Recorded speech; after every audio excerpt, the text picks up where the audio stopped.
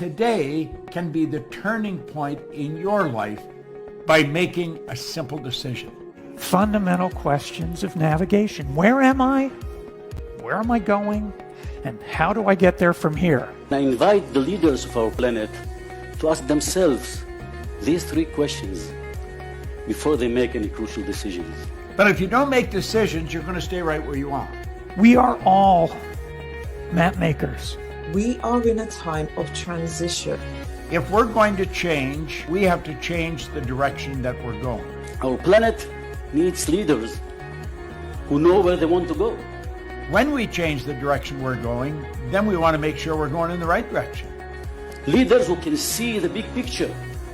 Because if we're not, we're going to either go backwards or we're going to stay where we are. Recognizing the psychological and the spiritual shifts and changes that need to be made, often from the inside to the outside. To be able to shape your future, you have to be willing and able to change your paradigm.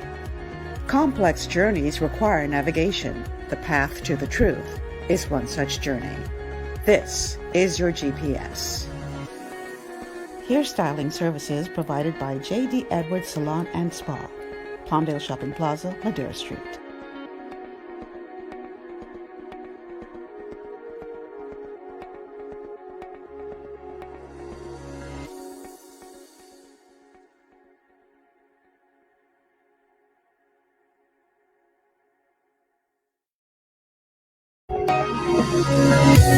Good morning, everyone, and welcome to GPS Global Paradigm Shift on Glory 93.9 FM. I am your host, Michelle Malcolm, and as always, it's a pleasure to be in your company today. We are streaming live on Facebook on the official Michelle Malcolm Facebook page, and if you haven't already done so, make sure you like that page and make sure you like and share this show if you are watching from Facebook so that we can get the message out. This show is really, really important today, particularly considering the times in which we all find ourselves. We have so many people who are out of work, record high unemployment levels, not just here in the Bahamas, but really around the world.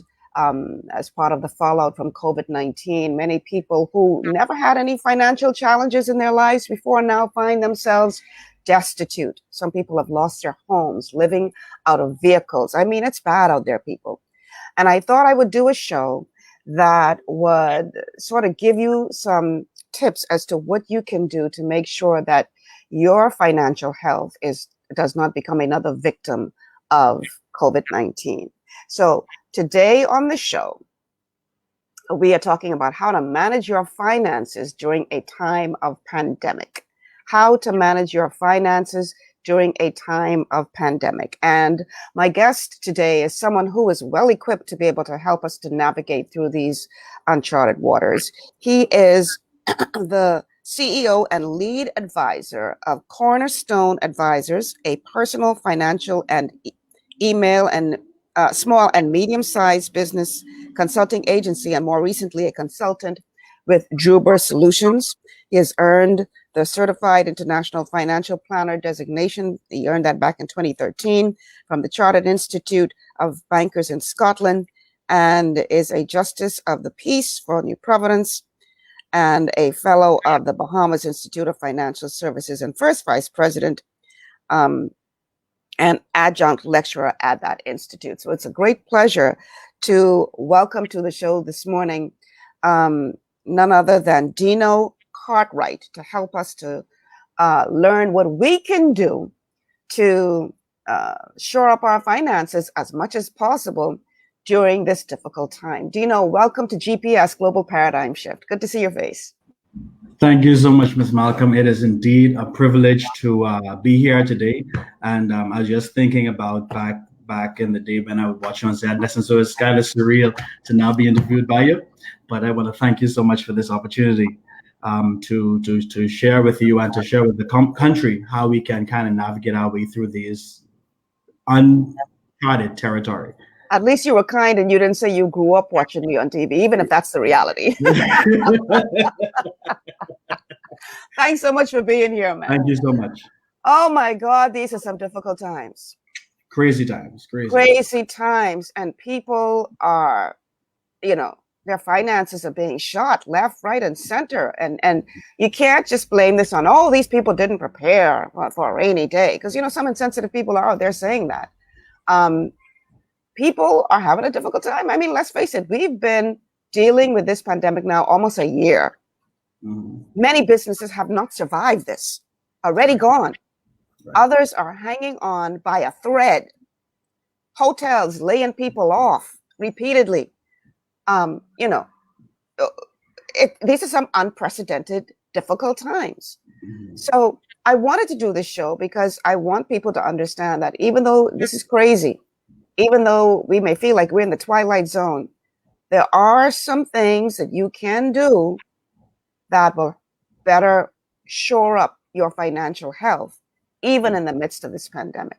Is that a correct statement, Dino?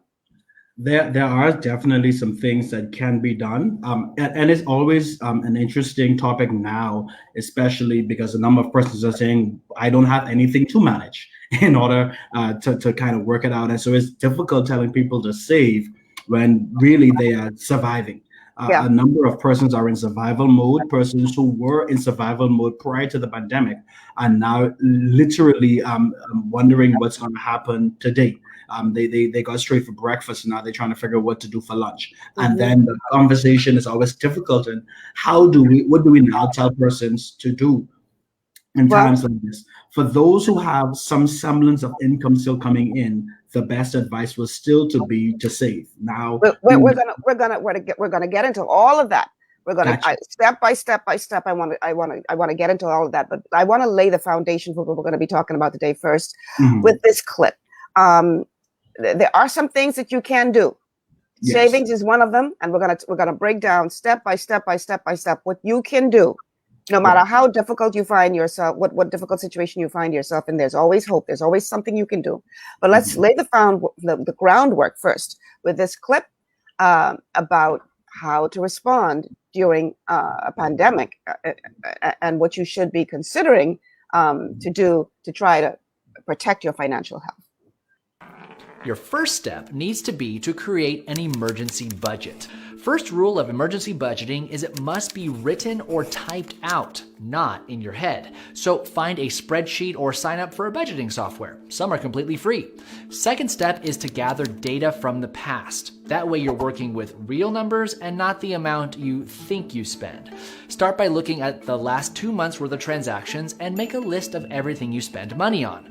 This might take a little time, but hey, for a lot of us, time seems more plentiful than ever. Start by grouping the essential expenses at the top: housing, utilities, basic groceries, transportation, and medical needs. Second, list debt payments like student loans or credit card minimums. Finally, list all of your discretionary expenses like entertainment, meal delivery, and subscriptions. What you're looking at is your pre-crisis budget. Now it's time to use that data to draft your emergency budget. Your first draft should take on a scorched earth feel by cutting everything below your minimum debt payments. Spotify, wine, Postmates, even Netflix. Feels pretty bleak, right? Don't worry, we're not done. Now it's time to create a second draft where you strategically pick discretionary items to add back in. This might just be one thing, like Netflix. Or if your income took a less drastic hit, you can add back 3 or 4 things. It might come as a surprise, but holding on to a couple tiny splurge items might actually help you more in the long run than cutting them completely. One survey showed over half of Americans owned up to impulsively shopping as a result of feelings of anxiety, stress, and depression. And 83% of those stress spenders regret those purchases later. For example, I find a lot of relief in being able to play a few online games, so I'd rather maintain access to that outlet and cut out ordering in because I find cooking less stressful. You might have a different preference. The point is that you need to give the pressure cooker a small but intentional release. That way, you're less likely to make a massive impulse buy later. Now that most of your discretionary spending is paused, it's time to try and slim down the expenses that make up the majority of your needs. your essentials. Lenders and utility companies are being especially lenient. If you own a home with a mortgage and have had your income go down, reach out to your mortgage company immediately to discuss options. Your next round of calls should be to your utility companies and insurance providers. Many are offering to give their customers leeway to skip or delay payments. As you work your way down your list of bills, you'll finally get to your minimum loan payments. You should also reach out to your credit card companies and any other lenders on your list. The one thing that most of these forms of relief have in common is that benefits are not automatic. You have to reach out and ask them for help. Proactivity is the name of the game. And if you already have cash set aside or are expecting some, you should keep that on hand to cover your expenses your income can't. While it might be tempting to pay off debt or even invest with a recent stock market drop, cash is king in a crisis. Even if your income is only somewhat hit, its best use is to plump up that emergency fund a bit more, just in case Murphy's Law decides to show up. And even with flexible payments and forbearance plans coming online, we see many folks considering extreme measures, like taking on 5 figures of credit card debt, yanking from retirement, or even ignoring bills entirely. Is there a time and a place to take these drastic steps? Maybe, but they should be an absolute last resort. We definitely don't recommend taking out credit cards or loans if you have cash you can access. That's exactly what it's for. You truly need to be living the scorched earth lifestyle in earnest before resorting to those tools. And if you're in survival mode and debt is not an option, prioritize paying for your basic food, utilities, and transportation you'd need to keep yourself employable.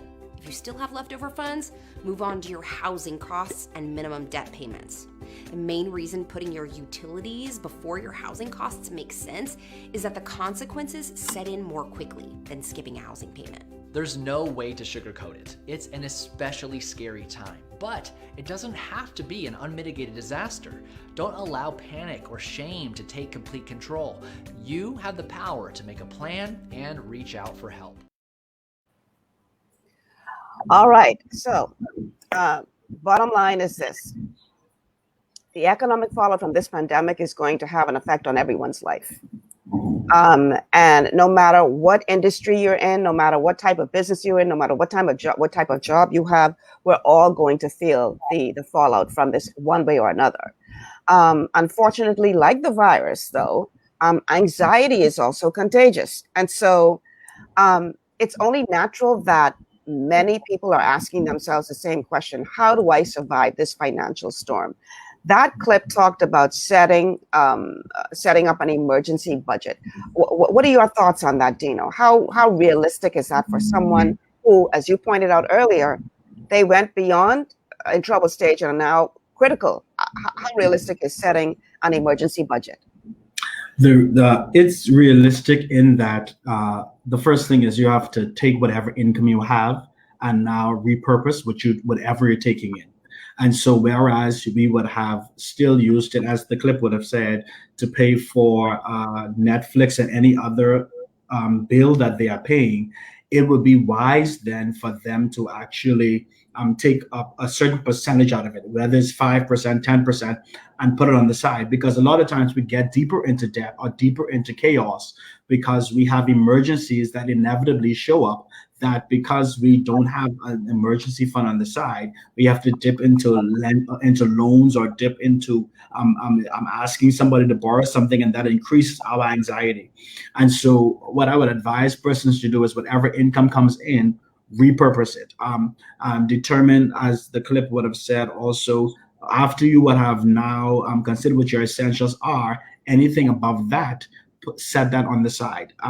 I love what they said about cash being king, because you would find that a number of persons are actually selling off assets. And so where you don't have an income coming in, look around your house, just see exactly what you can sell. What is something that you don't use? What is an item that you haven't used for several months? Take the cash from that and use that to establish your emergency fund. So where you don't have income coming in, find something in your house, find something in your local space that you can actually sell, and the funds from that you set on the side. Okay. Somebody, Ellington Ferguson, just put something in the Facebook Messenger, and I think this is a very important point that Ellington is making. It says, unfortunately, these discussions are tailored and pre-cut to address middle to upper income professionals.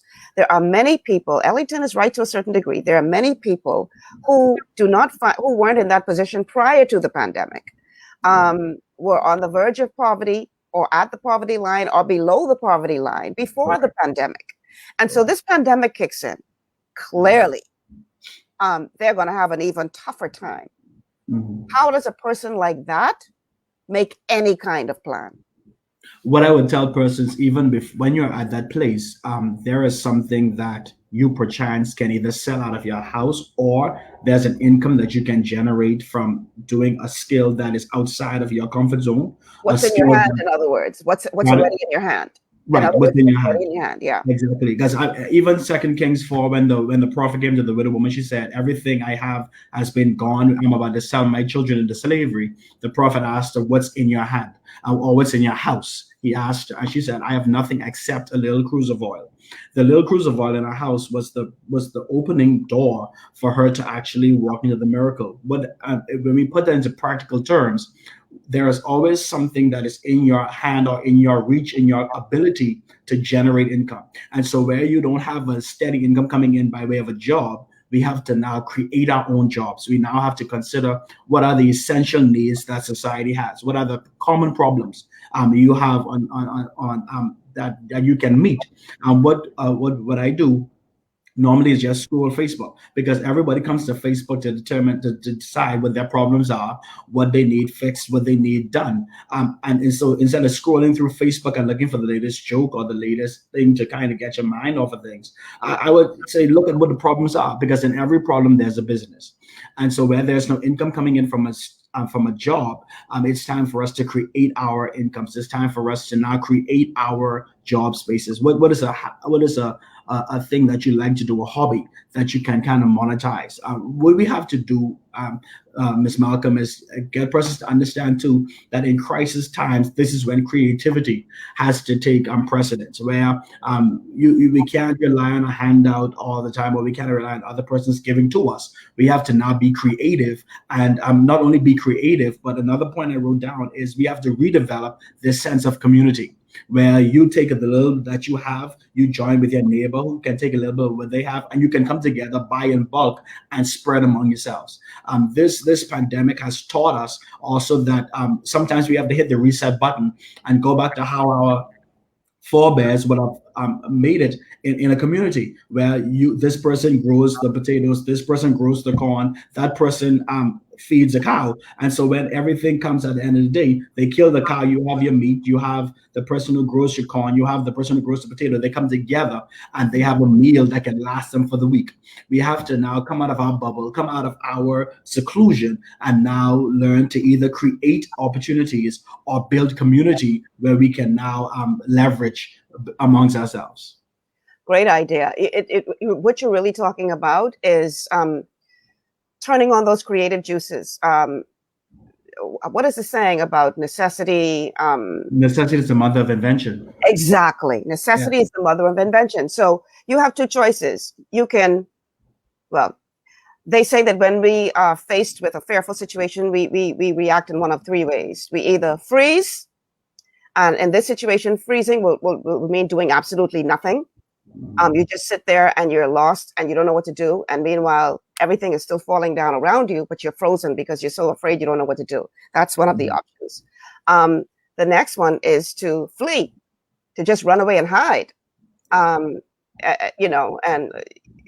that, I don't know if that's a great option either in this situation, because even though you're hiding from the problem is still going to be there when you decide to come back out. And the third option is to fight. To find a way to not allow this enemy to destroy you. Now, this goes back to our caveman days when they were faced with, a lion. They had to choose one of these three responses. And for us, it's the same thing. It's just that the lion is now the pandemic. Exactly. And so, how do you recommend we respond as it relates to those three responses Is fight the best response, and what does that mean in this modern day era? Fight is the only response that we have to make. So while I'm a financial advisor, and so we normally ascribe to Dave Ramsey, which is the pay off debt and come out of debt and all that, I also ascribe to Robert Kiyosaki, which is Rich Dad Poor Dad. And he said the first place that our wealth comes from, our creativity comes from, is our ability to think. And he often used the term that his rich dad taught him. He said, "Don't ever say," and of course you take this, take this advice with a grain of salt. But he said that his rich dad always told him. He said, "Listen, you don't ever say I can't afford it. Always find a way. How can I afford it? Because the seconds you say that I can't afford it, your brain shuts down and it doesn't push itself to the place where it finds creative ways to make the money to afford that which you wanted." In the same way, we can either let fear determine how we deal with our finances, or we can be subdued or succumb to the spirit of fear. Both are different. Fear is a good thing, and I know people don't often say that, but fear is something that can lead us to creating or repositioning ourselves to become who we never were before. But when we get stuck in the spirit of fear, that's when we always listen to bad news or listen to the prognosticators who are saying things are going to work and it's going to get bad. And we let fear, that spirit of fear shuts down our ability to think. What's going to get us out of this pandemic, Ms. Malcolm, is our ability to think creatively. And that comes from leadership. That comes from those who have the mics. That comes from those who spread messages on the radio. We understand that this is something we've never seen before, but it also means that this is also something that we can do what we've never done before. Persons who would have studied the pandemic since coming in noted that businesses leaped forward 2 years in technology. And so what they would have not been releasing until 2023, 2024, they had to come and release it now because of the necessity of it. And so what happens is the world sped up. And if persons aren't willing to pivot, if they aren't willing to go outside of what they've been trained to do and now figure out what the demands are for this time and repurpose or recalibrate themselves, they'll find themselves lost in transition. And so we have to learn that in times like this, let our fear drive us to shift. Let our fear drive us to transition. Let our fear drive us to kind of repurpose who we were. I know you spent the last 30 years in teaching, or I know you spent the last 30 years in this particular business. But how about you take the skills you learned in that business, repurpose it, and now develop? I know you had brick and mortar for 30 years, but this is a whole new world. If you aren't willing to change your approach, sell the same products, but change the way that you deliver these products, you'll find yourself with a going out of sales sign on your door. We find in cases like this, Amazon would have kind of made a whole lot of money because they understood, listen, what we have to do now is change the way that we deliver our products, because now nobody's going outside.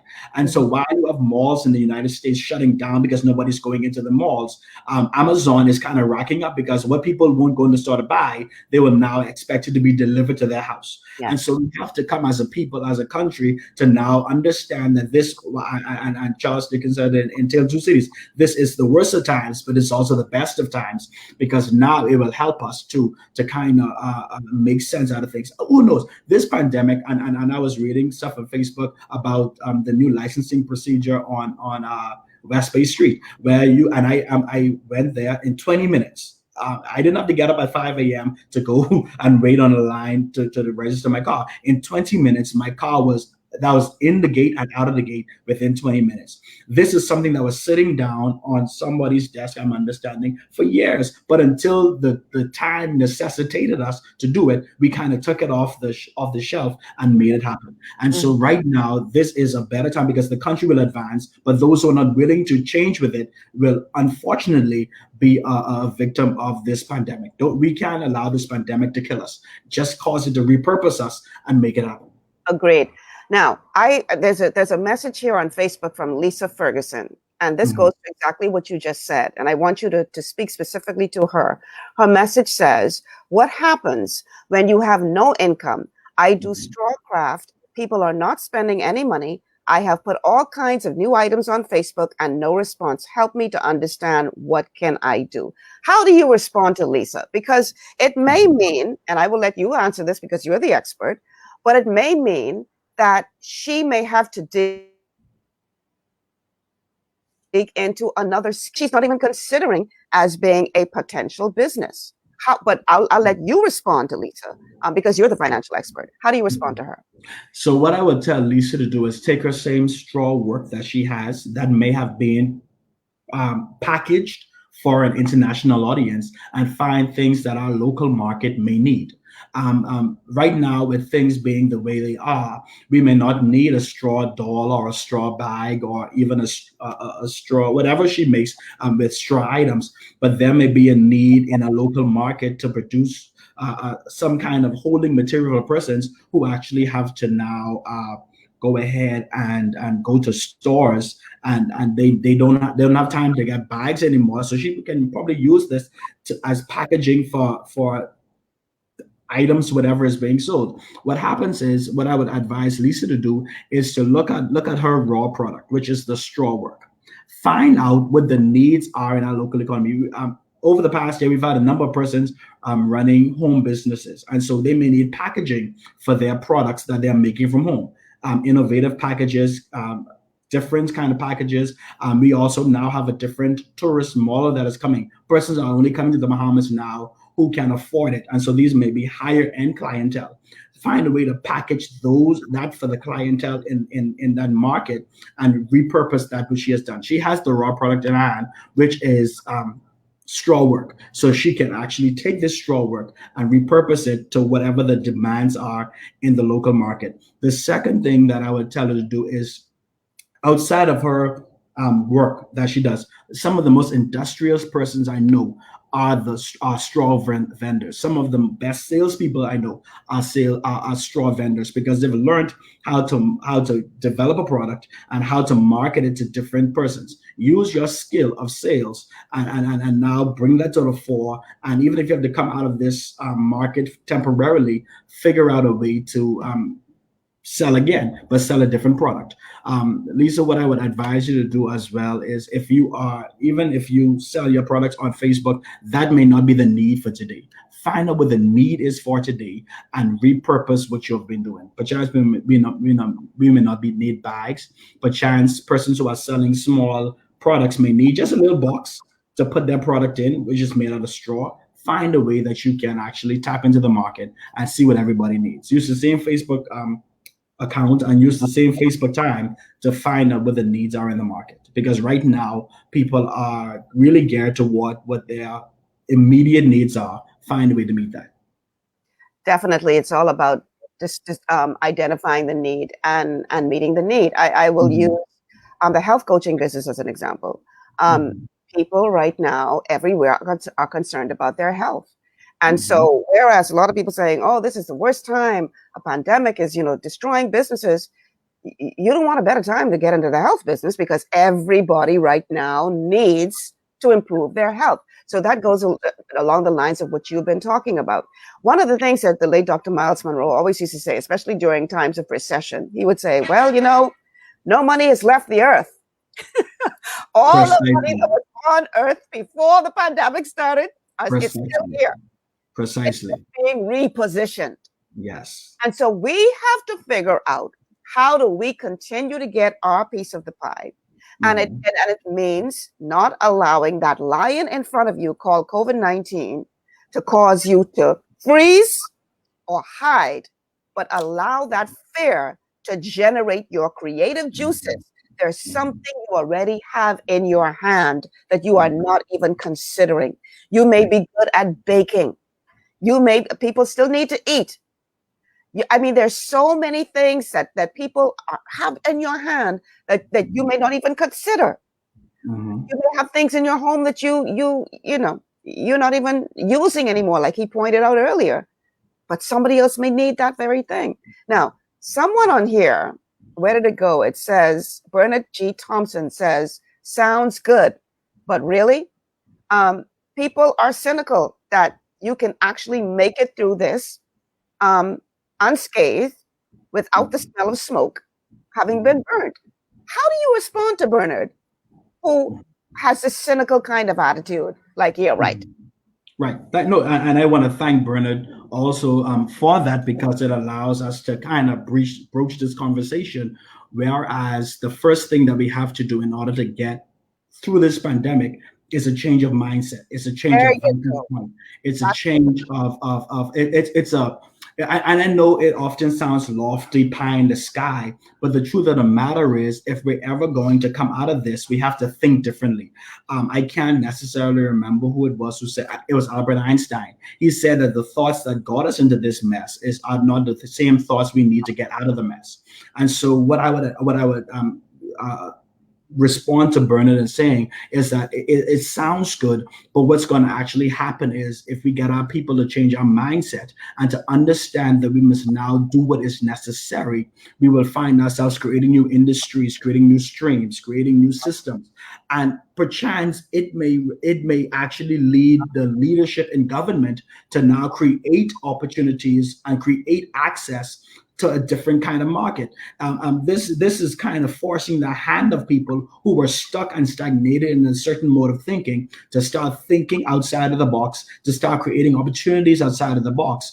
And we must now actually make it happen. Everybody is living in a house that they can find something to sell. There is something you aren't using. There's a tool that you aren't using. There are 2 cars in your yard that you can sell one. I know this may sound kind of out of place, and because it'd be like, who's buying a car in a pandemic? Nobody's buying a car. People are still doing what they were doing pre-pandemic. We are now coming to a place where people are kind of almost returning to the normal. There are some. I know you may not get the price that you wanted, but at least you can get what you need to start a new business. There's a car. There are 3 cars in your yard. You can't drive 3 cars at the same time. Sell a car, make the money, and then buy the car in the money that buy the car later down in the money that you've made. We have to now think as entrepreneurs. We now have to think, even if you are working for somebody else, you have to think entrepreneurially. You have to think as if you are operating your own company, your own business, your own life, as if it were a business. And so we have to now see cynicism and negativity will always short circuit our brain from actually creating. All right. It will always short circuit our brain from actually bringing something out of nothing. And that's what I would advise persons like Bernard to kind of consider when we are looking at how we're going to get through this. The thoughts we had before pandemic are not going to be the thoughts that we're going to have outside of pandemic. And if you're not willing to pivot, and if you're not willing even to entertain other thoughts, we'll find ourselves in the same situation. Because the truth of the matter is, Ms. Malcolm, I studied economics and everything. My first degree is in finance. What we understand is that this thing is cyclical. All right. And what you would understand is that in the midst of pandemic, not everybody is going broke. There are people making wealthier as a result of this pandemic. But because we have to take a break. Sure. I didn't realize we were 9 minutes past our break time. My producer sent me a message saying, when you intend to take this break? Man, we're having a good conversation. Okay, we're going to take this break. When we come back, we're going to continue the conversation. How do you protect your financial health in the midst of a pandemic? This is GPS Global Paradigm Shift on Glory 93.9 FM. Stay with us. To stay healthy, it's crucial to make sure you get the nutrition you need every day. But it's difficult to get all your recommended vitamins and minerals from food alone. Even in the United States, 94% of people are deficient in at least one nutrient. Beyond Tangy Tangerine 2.0 by Longevity is a simple, convenient, and affordable way to help your body get the essential nutrients it needs. It's an advanced plant-driven multivitamin mineral complex that contains certified organic whole foods, trace minerals, and antioxidants. BTT 2.0 supports your body's natural defense system with a proprietary blend of energy-boosting and body-loving nutrients, plus prebiotics, probiotics, amino acids, and enzymes that support digestion. With an unusually high ORAC score of 8,000, you get even more antioxidants to help combat free radicals that can cause damage to your cells. But to get the most benefit and value from any multivitamin, your body must be able to break down the nutrients so you can fully absorb them. Otherwise, they'll just pass through your system without doing any good. Beyond Tangy Tangerine 2.0 was specially formulated with synergizing cofactors to ensure you get maximum nutrient absorption. Beyond Tangy Tangerine 2.0 is the easiest way to give your body the balance and complete daily vitamin mineral supplement it needs for optimal support of your overall health. To learn more, contact your Youngevity associate. For all your building needs, it's Carib Construction and Project Management on Gladstone Road. We build it all: schools, homes, hotels, and more, including structures requiring a Phase 3 electrical contractor. We also provide project management services. The first step towards your dream building begins at Carib Construction and Project Management. Call us at 376-1556 or 341-4466. At Lee Air, safety is our number one priority. Flying since 1996, we offer scheduled flights into Fresh Creek and Mangrove Key Andros and Great Harbor Key, Berry Island, twice daily, 7 days a week. Affordable charter services are also available to anywhere in the Bahamas and the Caribbean. Lee Air Charter Services. Call 225-3267, 702-7127, or 322-1317 for reservations. The Catwalk Boutique helps you step out in style, offering a high-fashion, elegant line of ladies' clothing from petite to plus sizes, from chic casual to dazzling evening wear. Come and visit us in our newly renovated boutique in the Helron Plaza, Robinson Road. We're also the leading distributors for wholesale and retail on Hetty's Pantyhose, as well as wholesale beauty supplies, also offering services to the Family Islands. Call us today at 394-6116 or come and visit us in the Helron Plaza, Robinson Road, the Catwalk Boutique, where sophistication begins.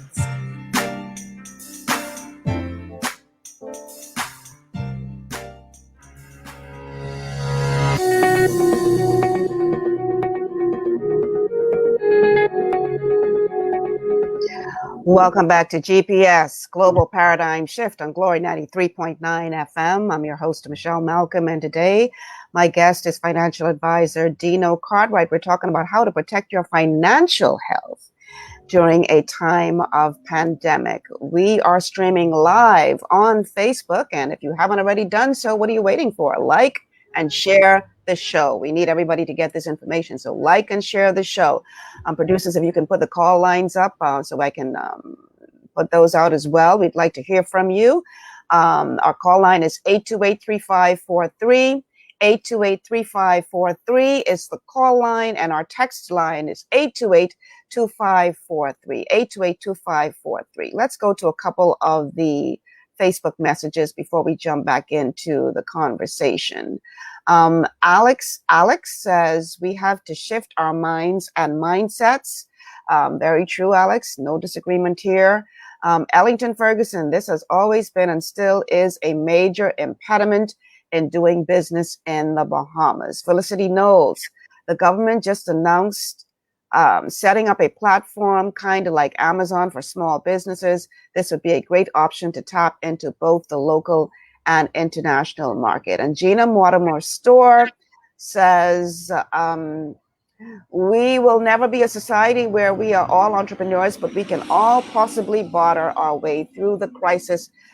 These are not normal times, and while financial survival is important, for most, actual survival is more important. All right. So, as I said, we're talking to Dino Cartwright, financial advisor, about what you could and should be doing during this pandemic to ensure that your financial health remains intact.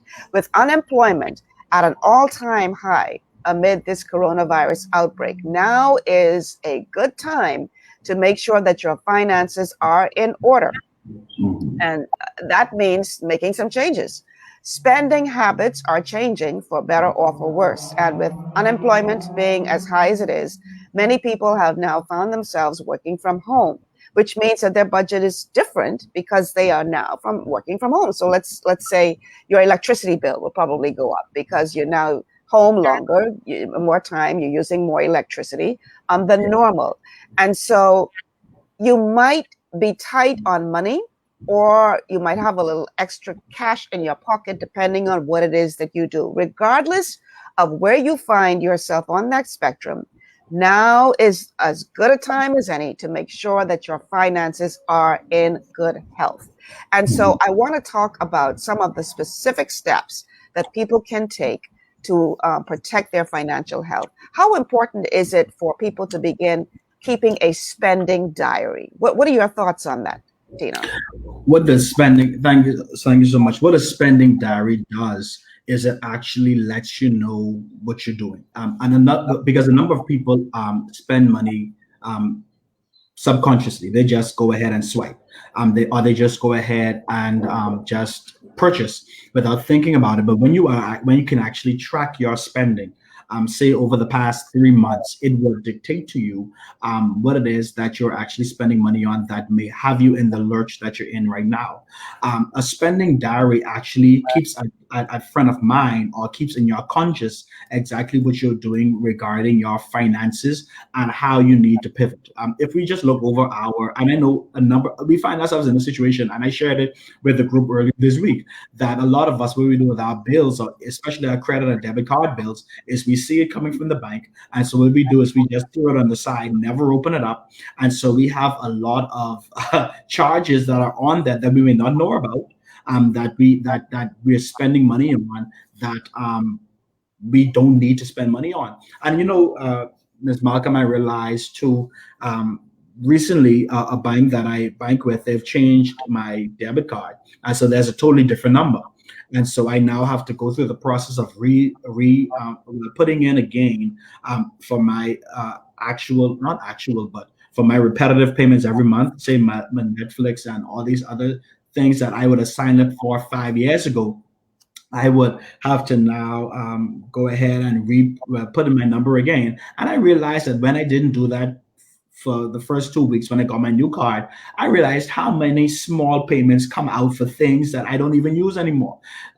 Some free subscriptions that they said, if you put in your credit card number, you don't have to pay for the first 6 months. And then after the first 6 months, you start paying for the 7th month, and then you realize I paid $12.99 here, $5.99 here, $3.99 here, and all of these things chip away from my savings. And so if I never took the time to actually look over my bills or look over my spending, I would never know what I've been spending and how I need to curb it. When you look at it, you will realize how many things that are wants that you actually spend. And I recently shared something on my Facebook page that I got from another gentleman who I look up to. I think I've seen him on your show, Dr. Gilbert Morris, where it was saying that if we look over our spending for the past month and we look at that and take out all of our wants, all of the things that we don't need, but that we spend money on, which are our wants, fast food, whatever like that. If we take that out and purpose in our heart next month to cut that spending by 50%, and then out of that 50% we put 25% in investments, and then put 25% in savings, we'll be at a better place next year this time. And it's often because we hide, or we are like ostriches putting our head in the sand. We find ourselves in debt. We find ourselves with a noose around our neck with debt, because we don't want to confront it. We don't want to have communication about it. What I would often tell persons too, in addition to finding out what you're spending and labeling what you're spending, when you really look at all of this and you look at your diary, then you try to figure out, do I really need this? Has this impacted me? That what I spend money on, do I need to spend it again? That which I spend money on, is it something that I could have spent better money on and gotten in return? So the mere fact that you're writing down what you're doing, it helps you now to make better decisions going forward. And so I definitely wholeheartedly believe in the spending diary. And another place that we often get place that we often get in a financial lurch in our life is because we don't track our spending with a spending diary or even an app on our phone. What we find is that we now overspend and don't even know we're overspending. We find that we are actually spending more than we take in. But until we take an account of that, then we're not able to go forward. We must understand that a money problem is really a management problem. For a number of persons, the money problem in their lives is not that they really need more income in the first instance. It's how do they manage what they have in front of them. And when we learn how to manage what's in front of us, then we can better apply how we're going to go, how we're going to move going forward. It was the same Dr. Miles Monroe who brought out a scripture in Genesis 1, Genesis 2, and he said that the Lord withheld rain from coming on the earth, and he didn't allow the shrubs to grow up and all that kind of stuff because there was no one to manage the earth. And because there was no man to manage it, he withheld increase from coming. And perchance increase is being withheld from coming because we've not learned how to manage what we have. And a part of that process of having a spending diary is actually managing what we have. You're going deep just now. But that reminds me of a sermon that I saw once that helped to change one of the habits that I had by Jesse Duplantis. And he talked about, what do you have in your hand? That's where I got that term from. What do you have in your hand? And he uses an example. He says, we're always praying for blessings. Oh, Lord, bless me and bless my finances and bless me and bless me. But chances are you already have that blessing in your hand, but it's scattered all over the place. And you just used a very a real example of all of these things which you sign up for subscription, you ain't even using no more, but you still paying that monthly thing mindlessly. But one of the example that he used that helped to change my situation was, he said that one day the Lord revealed to him, this concept by telling him, from now on, you in your ministry, you are going to send out a message to everyone in the ministry that says, when you leave a room, turn off the lights. You can turn it back on when you walk back in the room. But if there's nobody in the room, turn off the lights. He said, okay. He thought it was a strange request, but he figured he's going to be obedient. And he sends out this memo to his church. And everybody says, okay, except his wife, who was like, this is stupid. This doesn't make any sense. She's the only one who gave him pushback. But he's like, listen, woman, be obedient. This is the word that I got. Every time we leave a room, turn off the lights. So that's what they started doing. And they saved, one second, they saved, as a result of that one decision, over $40,000. And his point was, listen, we didn't have any problem paying our electricity bill. But the Lord wanted to show him that's $40,000 you pay into that electricity company that could be going to something else. Now, at the time, when I saw that sermon, my electricity bill used to be in the vicinity of $200 to $300 a month. Right? And I was like, I'm going to try this. So I became a maniac when it comes to turning off the lights. If you're not in the room, if you're not using the lights for something, turn off the lights, unplug stuff that doesn't need to be plugged in, turn it off. And, especially if you have family members around and you make this decision, they think you're out of your mind, and you have to really be tough because, my brother would come to visit. Well, why you sitting up in this dark house? I say, you paying my light bill. But my light bill dropped from making that one change from $200 and odd per month. My last light bill was $60 for the month. Wow. $60. In Nassau? In Nassau. Simply because I am not burning the light in another room just to say the light on. Yeah. It's you already have some of these things in your grasp, but it's scattered all over the place. And even in light of that, big ships actually go down because of the little leaks in the hull. Oh wow! And if we don't find, we often pay attention to money coming in the front door, but we don't pay attention to money that's going through the back door. And even when you talk about church and ministry, a lot of churches, they're now understanding that you have to watch the front and the back door. Not only comes into the service, or who comes into the ministry, but who leaves. Because those who leave silently are the ones that kind of diminish the impact of your ministry. And in the same way, I would often advise persons too, and I know that we're moving now to cashless society and we don't have much cash in hand, but you want to know how you're spending your money? Spend cash. When you go to the States, you realize that your money used to last longer when you go to the States, when you had to change all your money into cash before before you actually went away, because now it hurts you to break that $100. But now with the card, you just swipe. I found myself swiping using, and I would be honest, as a financial advisor, I've done made a lot of missteps. I would take my card, my credit card, even at that, I just swipe because the soda machine says I can swipe. So I just swipe. And in all of this swiping, we find ourselves again in the financial abyss because we are not consciously knowing and tracking how we spend our money. A way to curb spending is as long as it's allowed to use cash, because when you use cash, it hurts you more to put cash over the counter. Can you imagine when you go into the store, you go for an iPhone or whatever kind of expensive phone, you just swipe the card for $1,200. But if you had to actually count out $1,200 bills, you'll think twice before you actually spend that money. And this goes in line with how you're spending, how you're actually dispensing of money. We have to become conscious. We have to become good stewards over what we have. And we can't say it enough. What we have is already in our hand. That which is in our hand is seed. And where you plant it and how you plant it will determine the kind of harvest that you're getting in return. And so the first place that we have to do is to have a mindset shift, and then to become conscious of what we are actually spending, become conscious of our daily decisions, because it's our daily habits that determine where we end up next year. Because I don't care how much the clock turned from 11:59 to 12, we will repeat 2020 if we don't change our mindset and change what we would have been doing last year, because it's all a cycle. You're absolutely right. Gina Mortimer Store is agreeing with you. She says, for those of you who keeping a diary is a challenge, I recommend using cash. That shift for me made a huge difference in spending choices, and it helped me to avoid buying so much unnecessary things. Because here's the thing.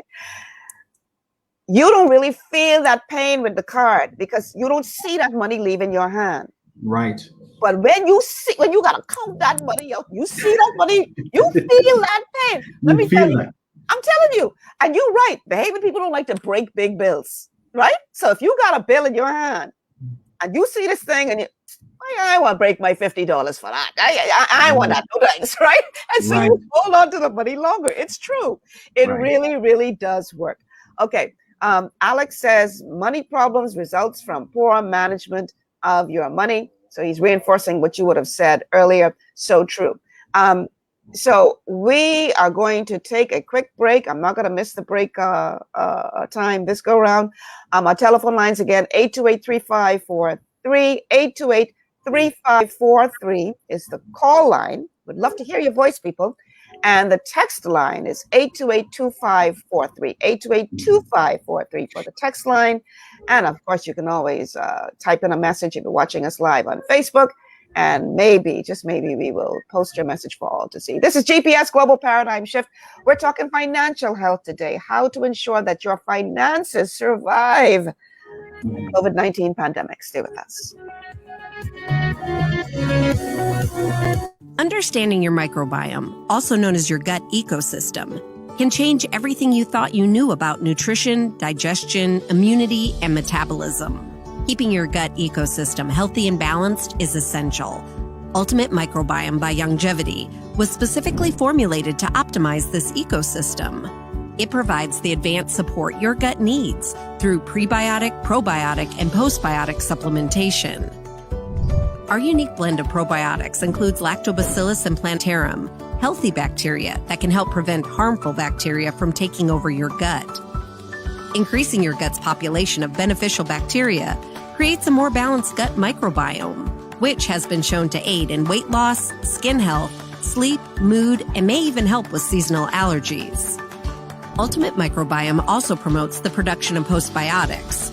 Postbiotics are key to help regulate your gastrointestinal health. To enhance digestion, Digizyme Multi-Enzyme Complex, a blend of 5 specific enzymes, has been added to Ultimate Microbiome. It can help break down food so your body can better absorb nutrients. Plus, we've added our proprietary I-26 hyperimmune egg powder to aid in the elimination of disease-causing gut bacteria and help your body balance its immune response. Ultimate Microbiome, the scientific, proprietary, and holistic approach to gut health that helps optimize your body's entire gut ecosystem. To learn more, contact your longevity associate.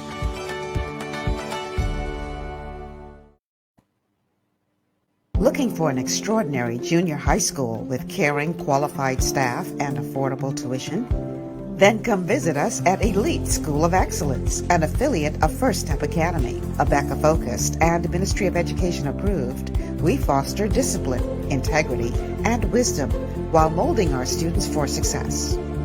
Call us at 341-8846 or stop by First Step Academy Schools on Fire Trail and Soldy Roads for more information. At its best, professional and quality service. Warren Grant Photography, specializing in weddings, portraits, sunset images, events, and photo booth, creating compelling images of life-changing events. Make that step today and call 242-424-5678 or email Warren_Grant251@yahoo.com or check out our website at www.warrengrantphotography.com. Facebook and Instagram, Warren Grant Photography. We change moments into memories. Boy, boy, boy, here calamity. Boy, boy, boy, don't want that be me. Let me get this coverage, do it once and for all. Insurance management is who I gonna call. When calamity strikes, we're here to keep you safe and secure. With offices in Nassau, Freeport, Abacoy, Lutheran, and Exuma. Insurance management. We cover the Bahamas.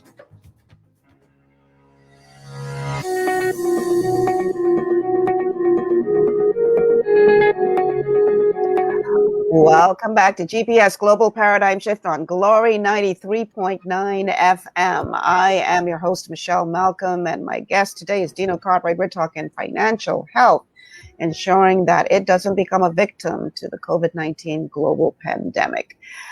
We are streaming live on Facebook and would love to hear from you there, or you can call in the show. Our telephone lines are 828-3543, 828-3543, and our text line is 828-2543, 828-2543. Would love to hear from you, so join in on this conversation.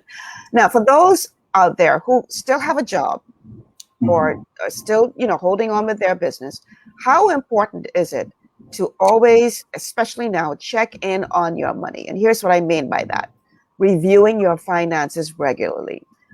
Making sure that things are running smoothly, keeping you from overspending on things like late payment fees, and even if your budget is working well, how important is it to look under the hood and check in every week or two, because you really want to be looking often so that it becomes not so much an obsession, but a very necessary habit. How important is that? Well, I'm probably not. Well, I look at mine 10 times a day. Not only I guess I have it, but I do that because that's how you normally catch anything that's going on in your account. And another thing, a lot of persons, and I always get this tidbit because I've worked in banking for over 10 years, and from the commercial banking straight up to regulatory banking at the central bank. So I've worked all that. So I've seen it front, back, inside, outside, that kind of way. And what a number of people don't do is they actually don't, they don't keep a conscious tracking of their spending. So they're spending late fees, not only on banking charges, but also on utilities because they don't change according to their lifestyle changes. And I say that to mean this. I say that to say, for instance, when you got the loan, you used to get paid. You were being paid bi-weekly. You've changed jobs since getting the loan.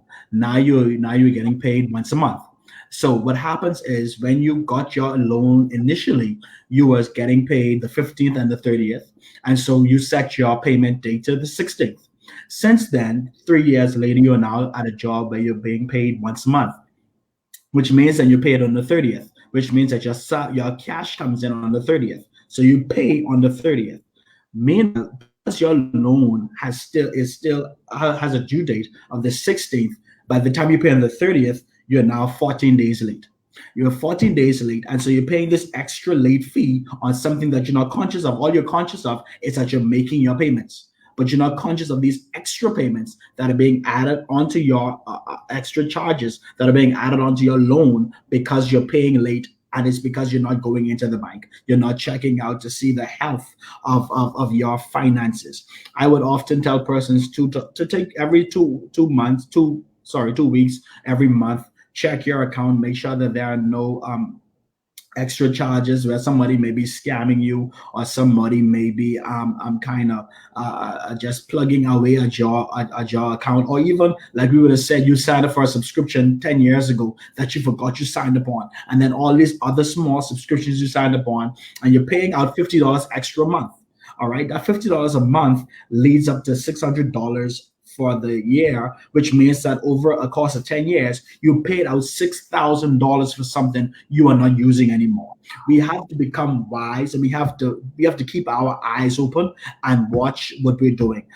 We have to become conscientious in our finances, because whatever the focus is on is where we put our attention.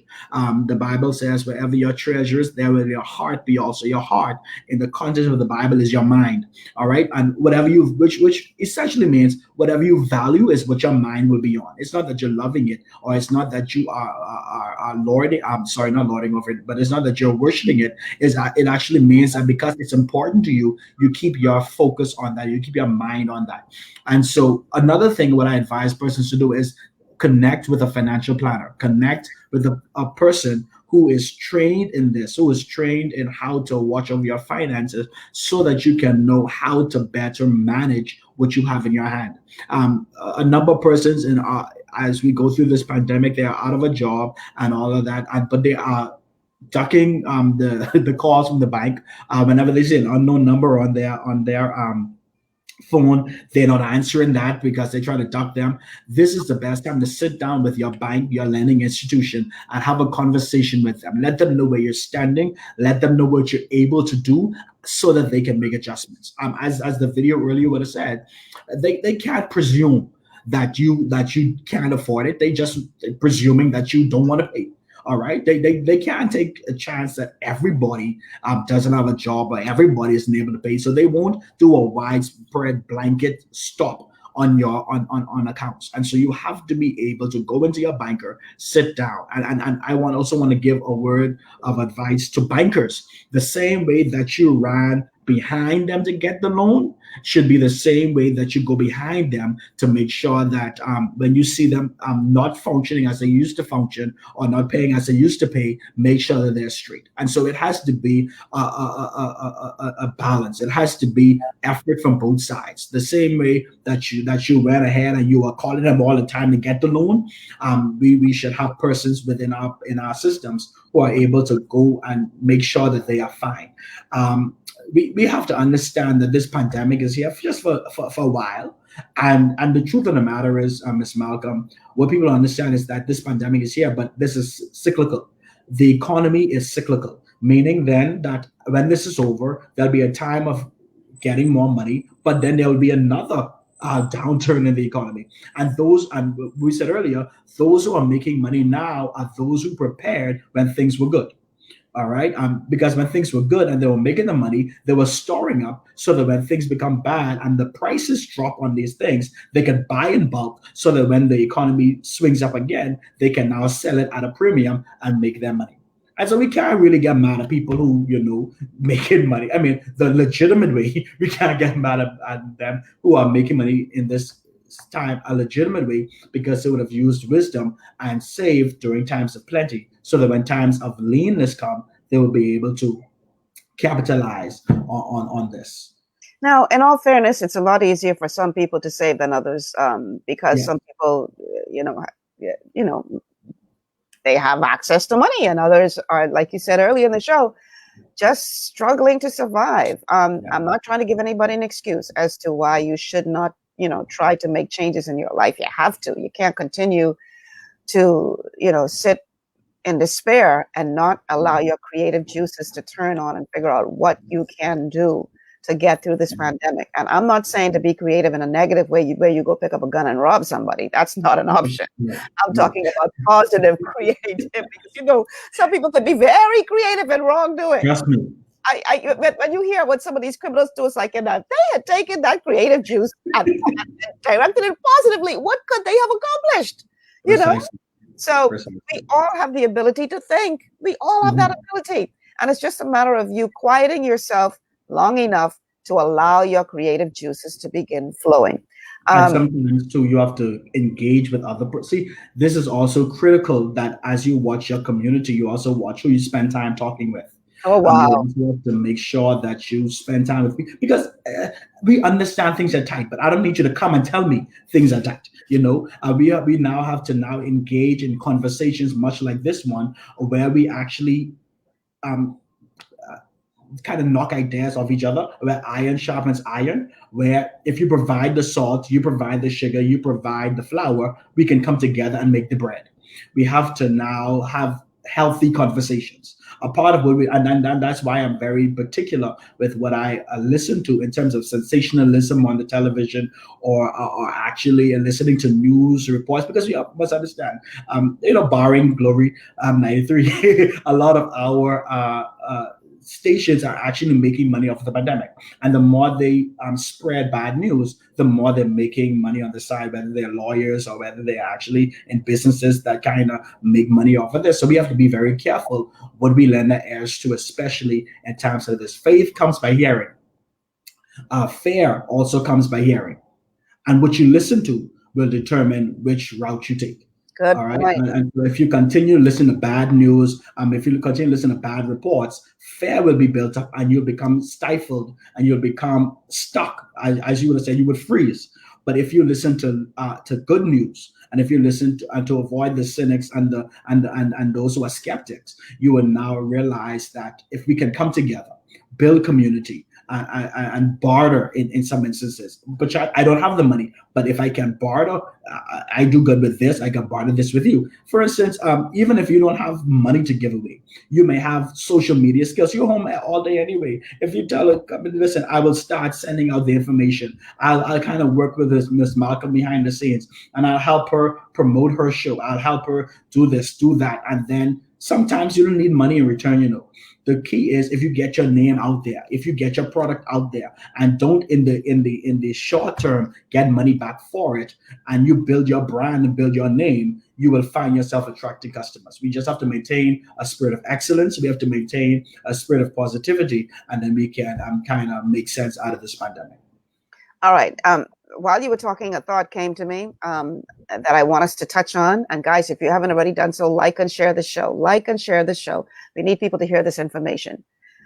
How important is it not just to manage your money, but manage your time?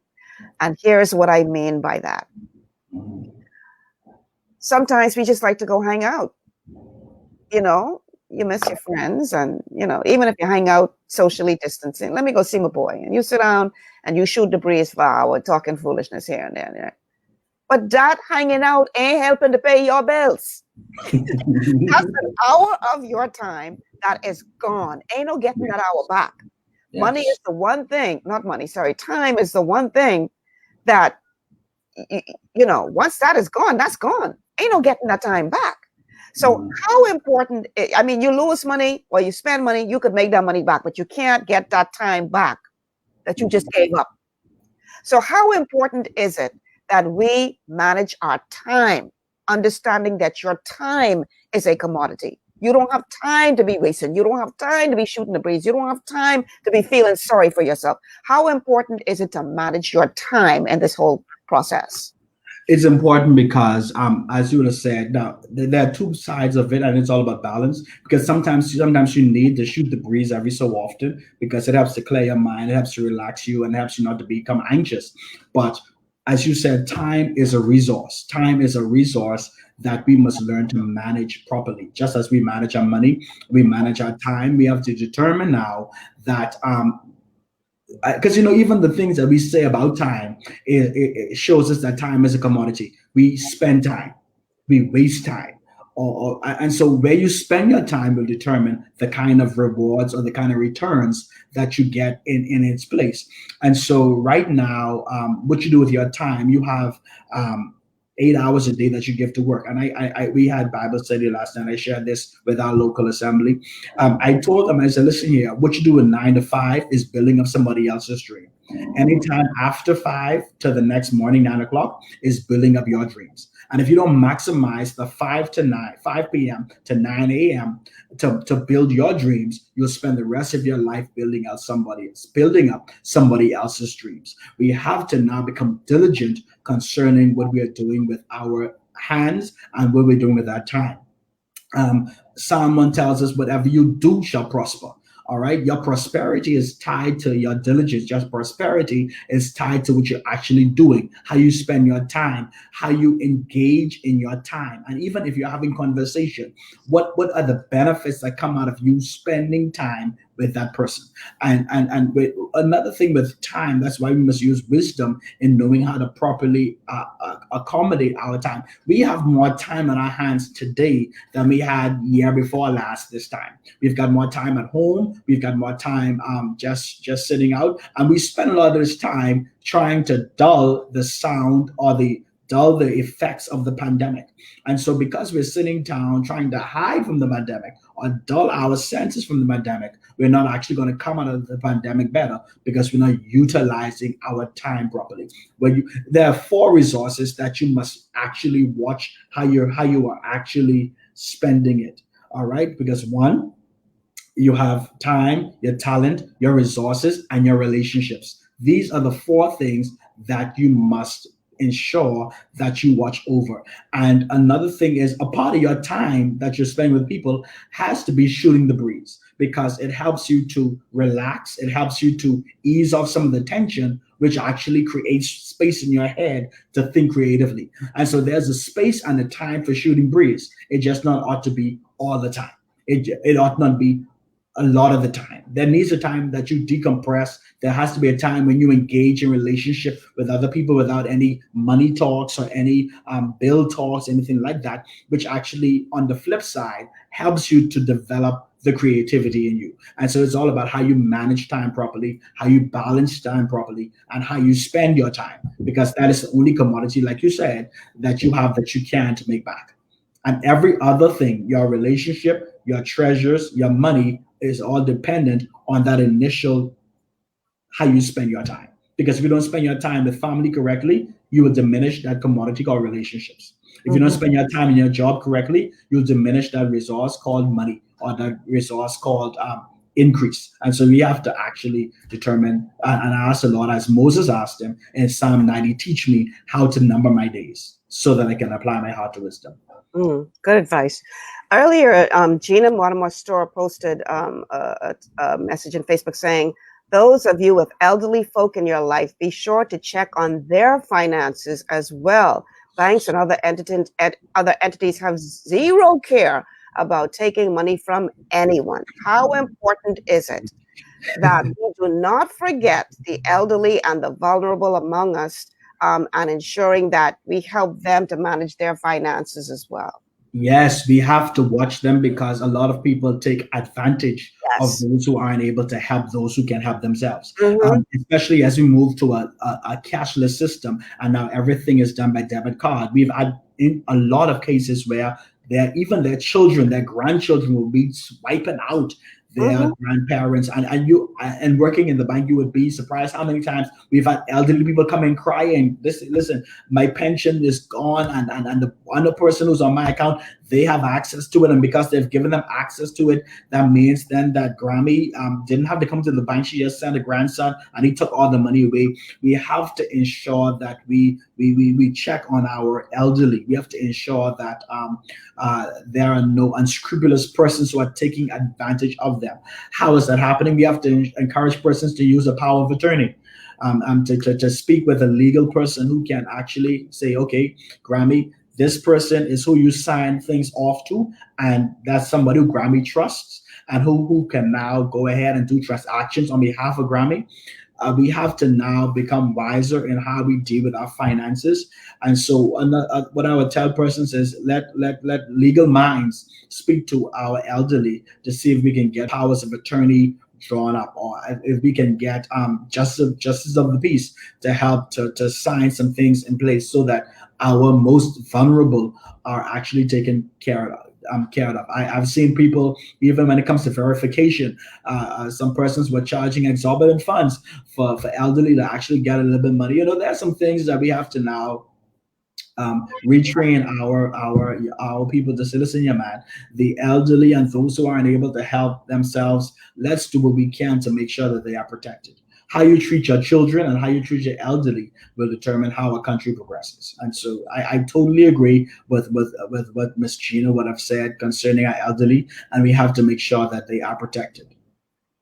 Ann Bedford says we have to be intentional in how we manage our time, our money, our life. When we are diligent and focused, we will make better decisions. We should be working on our character, attitude, and self-discipline to be a better person. Gina Motomostor again says we need to hold institutions accountable as well. And here is a note by someone that I find interesting. Liesel's role.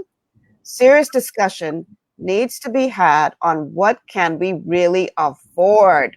Right. What does that really mean? Thank you, Liesel. That takes me to the next segment that I wanted to talk about, and that is how to prioritize your spending. Separating needs from wants. And if you are in a position where you understand what your needs are, but you still don't have money to cover them all, how do you prioritize what you pay for at what time? You're muted. You're muted. Unmute yourself. Go ahead. There you go. So the first thing that we have to do is when we look at our needs and our wants is we have to now go back to budgeting, what we talked about. Until you can actually, you must take down and take an honest assessment of your budget. And when you go down, you look at Maslow's hierarchy of needs.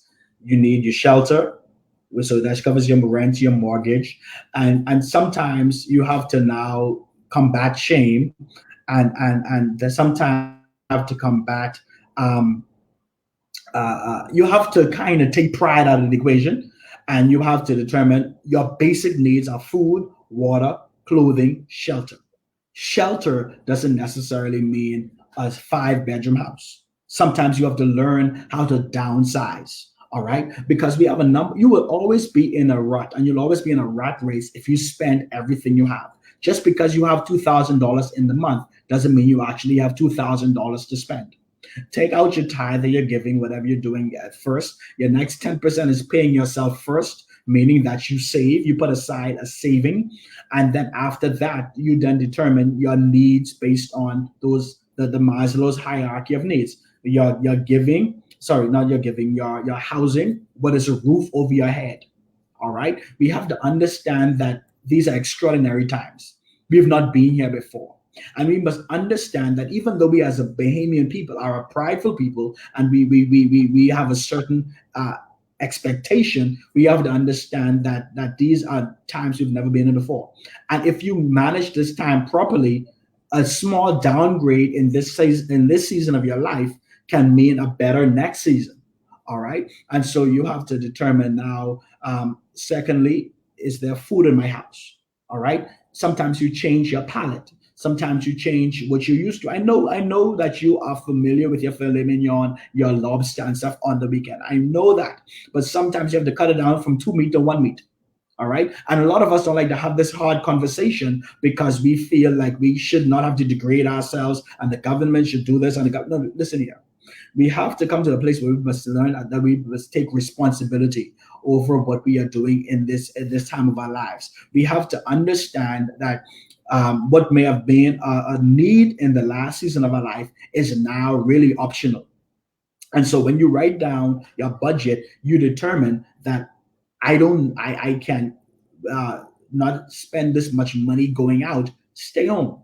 I don't have to cook out, stay home. At $10, what you spend on a box of chicken can actually be 4 pounds of chicken, probably a rice, and that can stretch further. We have to now determine, and what this pandemic taught us, Miss Malcolm, is really what is really essential. And that's beyond our doctors and nurses and our frontline workers who are considered essential. We now have to determine what is truly essential, or what is the essence of life. What are the bare minimums? What do we need to survive? All right. And so, like I said, you start off with your tithe that you're giving. The second part is you make sure you pay yourself first.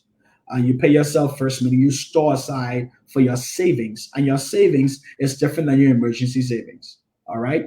Your emergency savings is something that you can tap into and you fill that back up over time. You don't have $1,000 in emergency savings, an emergency. And let me go back. We have to know what an emergency is.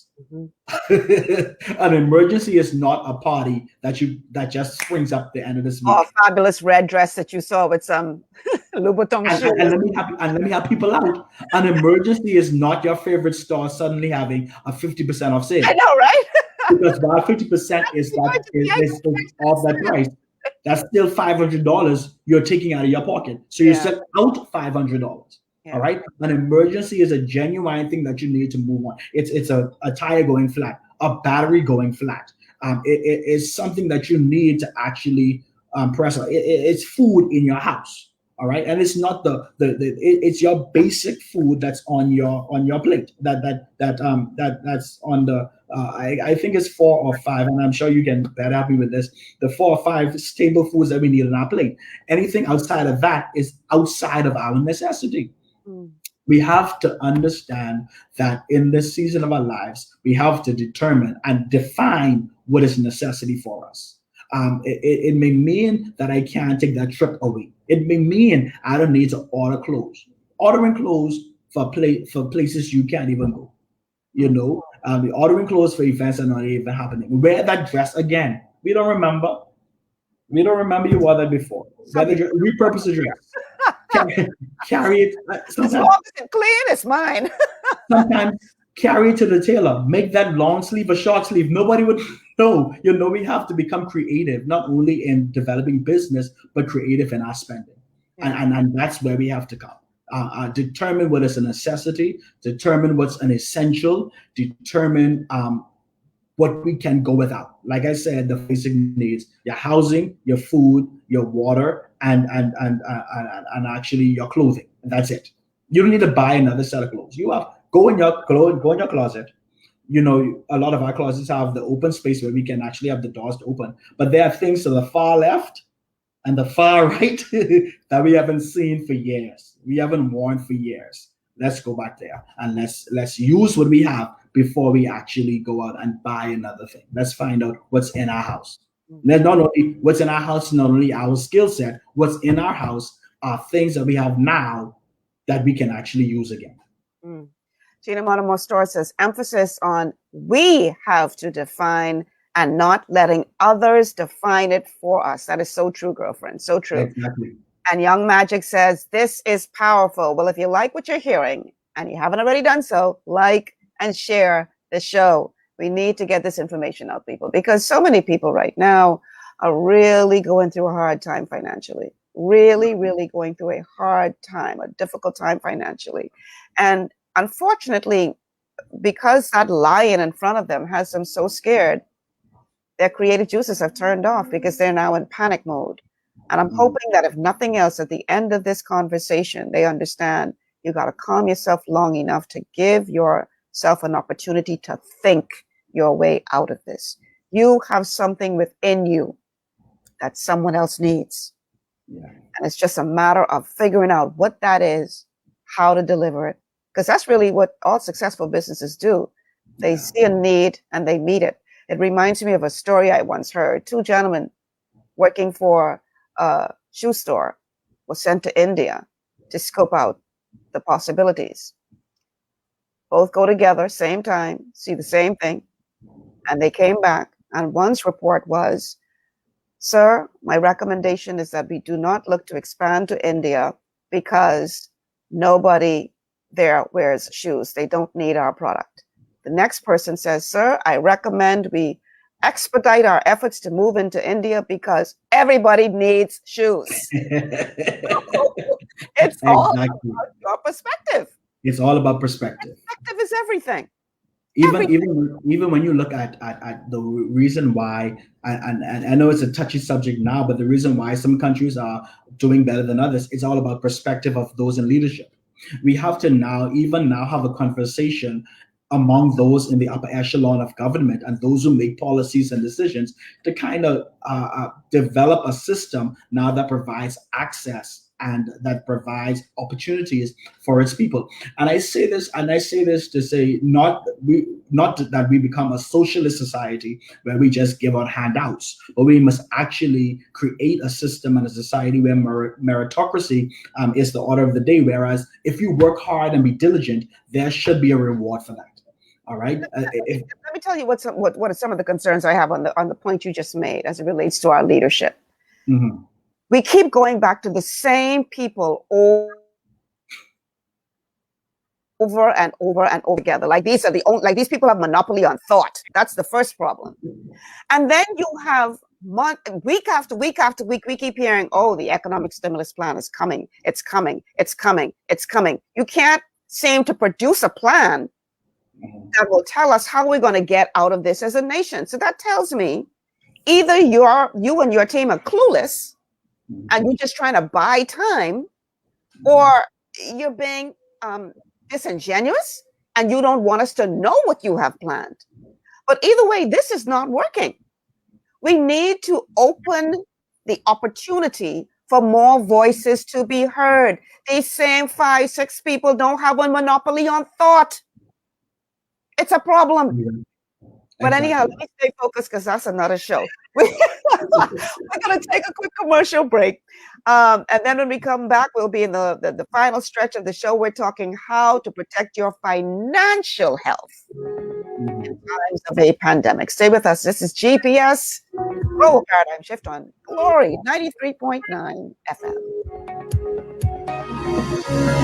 Your body's immune system is under constant pressure from things like stress, lack of exercise, and toxins in the environment.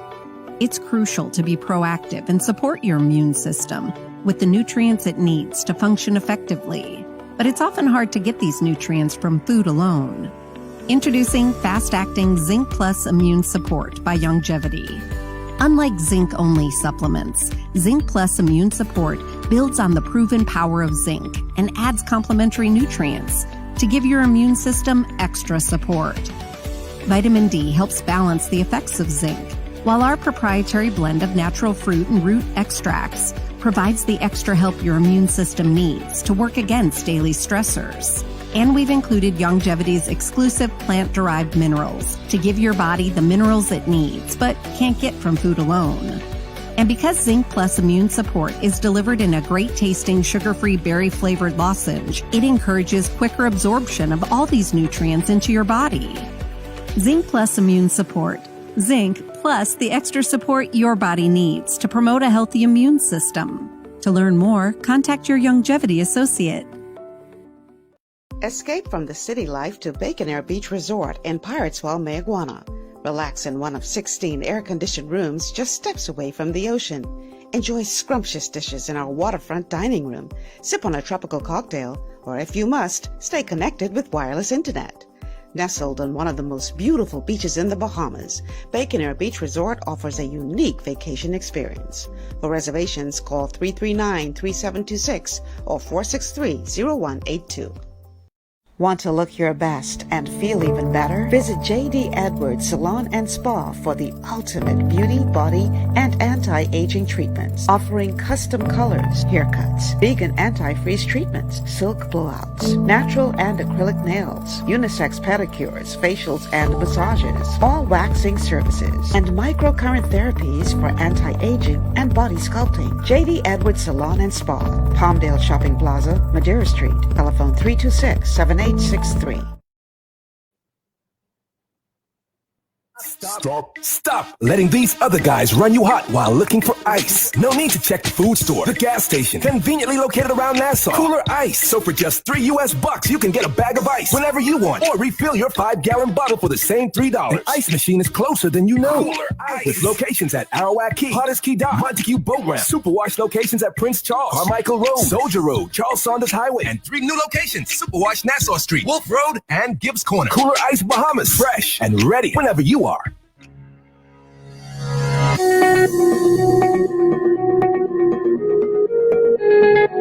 Welcome back to GPS Global Paradigm Shift on Glory 93.9 FM and streaming live on Facebook. I'm your host, Michelle Malcolm, and my guest today is Dino Cartwright, financial advisor.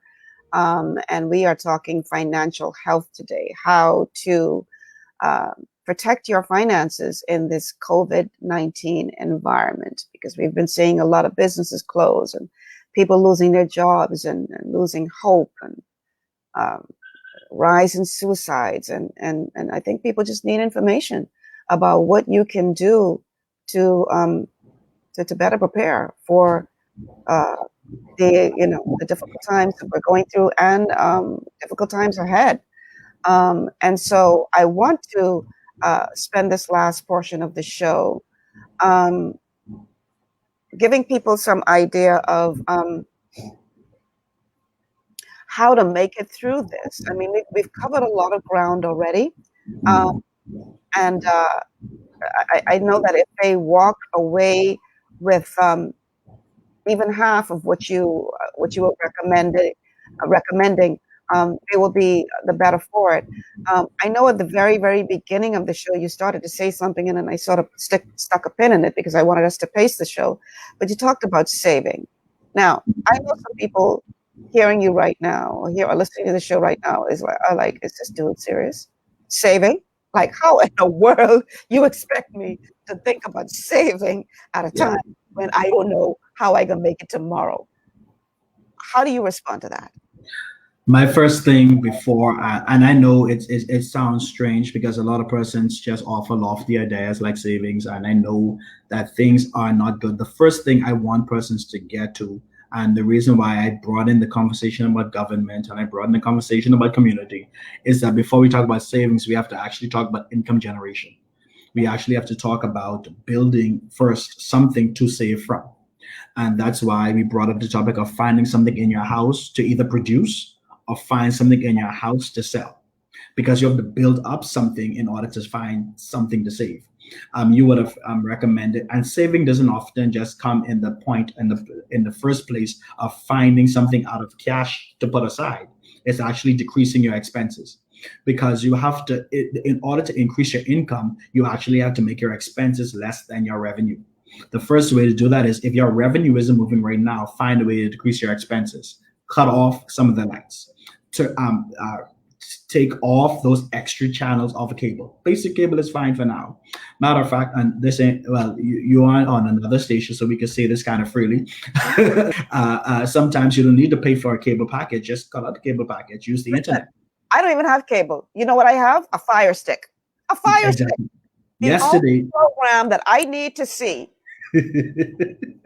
in a relatively close to live environment is This Is Us, okay? If you haven't watched that show, you don't know what you're missing. It's an excellent show, right? But on Fire Stick, This Is Us airs at 9 p.m. Mm-hmm. I can't see it live, but it's on Fire Stick at 10. Yeah. So exactly. I just take that gratification for an hour and I watch it at 10. Now, yesterday I'm not saying that's for everybody. I'm just saying personally, right. I don't have it. That is one expense that I don't have. Yesterday, somebody was asked, I was filling out a form to do something, and they were asking my home number. I said, I give you my cell number. I don't have a house phone. When last time you heard a house phone ring? I can't remember what it sounds like. All right. So that $40 you're spending on a monthly rental, you can save that. What you're spending on cable television, that's another $40. You could save, that's $80 right there. What you really need is just the internet. We use our phones anyway. Okay, let's come out of that. When you talk about lighting, cut off the lights. That's another $20, $30 you can not spend right there. So I think a lot of times we look at saving at what we actually have in cash now, but we should actually look at how we can decrease our expenses first. Because when you decrease your expenses, your revenue automatically increases. All right. And when we look at even when we spend, we complain about VAT. But the truth of the matter is, the difference with VAT from income tax is that income tax, they take out the tax whenever you work, whatever you do, whatever you work, they take it out. What we understand about a VAT tax is that VAT is really a consumer tax. If you want to reduce the impact of VAT in your life, reduce the amount of consumption that you do. Now, some things are mandatory, but you don't have to pay VAT for everything. You don't have to pay VAT. You don't have to pay VAT just breathing, because VAT is actually a consumption tax. It's based on what you actually spend. So if you want to reduce the VAT tax impact on your life, reduce or realign or shape again what you're spending your money on. For persons now too, as it relates, and so once you cut those expenses and you now have more revenue, so that's $100 I just saved you for the month, because you're cutting out your cable, you're cutting out your telephone, your telephone bill and all these other things. Now you have $100. Out of the 100, stock on the side $50, and then use the other 50 to decrease on expense you're paying monthly. All right, to decrease the expense that you're paying wherever. So now you have this extra $100. Like I said, $50 goes in your savings. $50 goes to decrease debt in your life. All right, whatever little payment you're making outside there, you're chipping away at that. I've had somebody, an elder gentleman who was in my former church. He said, "Listen, man, just $100 extra a month on my mortgage. Cut that away by 7 years, because compound interest is something that can work with you or against you." What's compound interest? Compound interest is just interest on top of interest. It helps you when you're saving. It works against you when you're paying back debt. All right, and so we have to actually determine, again, when you look at your extra $550 you're paying on your cable bill because you're making a late payment. Just see if you can adjust your due date. Go back and have renegotiations. Adjust due dates, because we're spending $50, extra $75 a month on overdue payments and not even realizing it, because we figure just because I'm paying it, I'm getting rid of it. But we realize 3 years down the line, your bill isn't moving because you've been spending time paying late fees that you didn't have to pay because you didn't go in and talk and renegotiate, which goes right back to our conversation about every so often looking at your bills again, seeing what you're paying and seeing how you can kind of alleviate some of these extra things that we are paying for. Look at your debit card bill again. Unsubscribe for some things. You don't sit in the class anyway. Unsubscribe from it. You don't even go, because there's some things like Udemy, some courses I signed up for, and we always get caught when they say for that first 3 months it's free, and so we quickly plug in our credit card number. We've become so bad. Our phones now pre-saves our credit card number, so we just click and we just mindlessly double click, and then we enjoy the thing for 3 months, forget to take it off, and then 3 years later, we're still paying this $15.99. Yeah. Think about it. That $16 plus tax, which may come to $20, is $240 extra you're paying per year. And so, and even, I'm going to get in a lot of trouble right now, but that's okay. Even when you look at insurances, you do need whole life if you just need term life. You understand? Because the difference with that, and I know my insurance agent may just ring me soon, but anyway, you see, the thing is that even if you have to withdraw, because they said that you can sign up for term life, and then after a while, when you're doing better, promote it to whole life. But how about you just demote it now to term for the season, and then promote it again? Have conversations with your bank. They may allow you to just pay on interest for the next 6 months. Maximize every benefit that these banks do. And when you talk to, and so you have to make it work for you. You have to actually be creative in your thinking, change your company, make sure you're getting positive vibes, positive information from people around you. Don't hang around people who's just gonna re-emphasize the fact that you're broke. You hang around five broke people, you'll be the sixth person. Change your conversation. Change what you're actually absorbing. Change the information that you're actually receiving in your air. I wanted, and even when you talk about saving during this time, you actually have to now be able to manage what you are spending, not only your expenses on, but what you are doing, what you are spending your money on. You got to spend money on what makes sense. You have to spend money on what brings you income. They often say, and this was just something, when you listen to older people, they actually have, because a lot of them say every man should have a truck. We go and buy cars, but they say every man should have a truck. Why? Because every day somebody needs a truck to tote something from here to there. All right. So we spend money on these expensive cars that can tote anything, that can make us money in return. Oh, they look good. Change, pardon? I say, but they look good. Yeah, they look good. They look good. And I've learned from working in the bank and even hanging out with people, not everybody who's dressed up got the money. Listen. Listen. True story. True story. A gentleman walks into a company in Harbor Island that sells properties. He's got on a t-shirt, shorts, and flip-flops. True story. He walks in and Harbor Island, you're talking very expensive properties there. Right. The billionaires trying to push the millionaires out, right? So he walks in and he says, I'm interested in buying some property here in Harbor Island. The agent looks him from head to toe, t-shirt, shorts, and flip-flops, looks him from head to toe and says, I'm sorry, but you can't afford anything that we sell here. Gentleman shrugs his shoulders and walks out. He walks down the street and he goes to another agent who decides to work with him. And that agent is very, very happy because that gentleman just happened to be Bill Gates. Okay? So these wealthy people don't have to flaunt their wealth. They don't have to prove to you they got money because they know they got money. So they don't have to be walking around. They don't have to be driving the fancy cars or whatever because they know they got money. That man walking in a t-shirt, shorts, and flip-flop, he didn't have to prove to this woman who he was. But she looked at his appearance and decided, he ain't got no money. I realized that she was talking to one of the wealthiest people in the world. True story. We've spent our time looking wealthy as opposed to being wealthy. Flamin'. That's what we call it in the Bahamas. Let it flamin'. I mean, we pretty it up and say we fake it till we make it. No, you will never. We have to see. We must understand. Wealth starts with a mindset. All right, wealth starts with a way of thinking.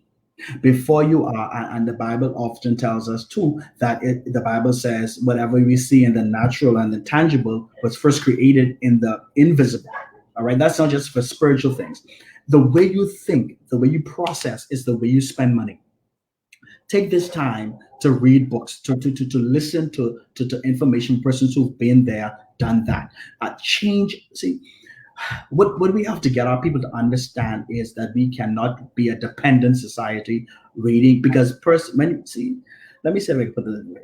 Those in leadership will only give you information to get you to a certain place. Say that again, my brother. Say that again. And if you're waiting on them to give you information to promote yourself, you will always be there. Why would your boss literally give you information to supersede him? Why would somebody in authority willfully give you information to kind of overtake them? No, we have to understand that we have to educate ourselves. And education, when you look at the original Latin, is not putting information in. It's actually pulling out. It's actually meaning to draw out. And so if we're going to properly educate our people, we have to teach our young people how to think critically. We are raising a society where we've labeled education as just giving information and the regurgitating what we would have given them. And based on their level to regurgitate that information, we'll determine if they get an A, B, C, D, or E. We have to train our people. If we're going to advance and make it a society, we have to train our people to think critically, to question everything we've been taught, to go back and find out what's the rationale or the spirit behind what that person would have been saying. to figure out, is what we've been taught actually helping us to advance? It messed with me, not only with education, but it messed me with my faith, because I've realized that those who I received instruction from by faith, they've actually not advanced, and they've not had anything to show for it. It was Paul who said, I will show you my faith by my works. He said, he told about the church, he said, they are the seal of my apostleship, meaning they are the proof that what I'm saying is actually right. We actually have to now go to where there is proof and actually follow that, and follow that instruction, and follow that. We have to change the way that we educate, the way that we draw out what's already on the inside of us. And we have to develop think tanks. We have to develop places that we actually have persons who are adding to the conversation. Your show, GPS, actually, and I thought about it, when you're driving in a car in traffic, your GPS tells you where to go where there's less traffic. The reason your GPS could tell you where to go is because your GPS, even though the voice comes in your car, it's not in the traffic with you. It's connected to a satellite that's outside of the traffic. Way up. Nobody, whole picture. Because nobody who's in your car, everybody in your car is subjected to the same view that you have. Yes. And so if you're in the middle of pandemic making decisions, for instance, as a government, anybody in leadership, until you are open to receiving advice from outside of your bubble, you will always find that you are in your bubble. You will cause the people to be in a bubble, and we'll stay in a bubble until we die. But if we open ourselves to conversation, and this goes to even where we get advice from, if we can find people who can give us advice outside of where we are right now, we'll find ourselves in a better place. You'll find ourselves in a place where we have the ability to advance, the ability to make life make sense. We have to now re-engage how we think, because the thoughts that got us here, like we said, Albert Einstein said, are not the thoughts that are going to get us out of here. And so we have to change the conversation. We have to change the voices that we have. And it's so amazing that the most ill-informed voices have the loudest platforms.